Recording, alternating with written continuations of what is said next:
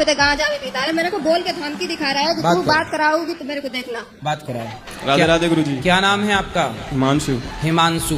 लड़कियों के चक्कर में क्यों पड़े हो? कौन है वो लड़की जिससे आप बातचीत करते हैं? अब नहीं करता। नहीं, जब थी तो कौन थी? गुरुजी है, अभी बोल रहे हैं ना, ये चक्कर में भागता रहता है। अभी बात परसों दिन भी भाग के गया था, शाम को रात 8-9 उनसे बजे बात हम करने खोज के दो। लाए थे। बात करो। कौन है वो लड़की जिसके पीछे आप भागते रहते हैं? अब नहीं जाता कहीं में। तो वो लड़की आपको पसंद करती है? नहीं, ऐसा नहीं हैं?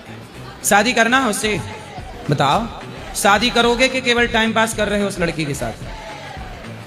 बोलो। ऐसा कुछ नहीं। गुरुजी ये लास्ट पढ़ाई है, 12वीं में है। 12वीं के ये कुछ समझता है, कुछ नंबर भी 11वीं में नहीं लाया है। बीच में तुम घुस जाती हो मैया। ये बताओ कि वो लड़की से आप शादी करोगे कि केवल टाइम पास चल रहा है?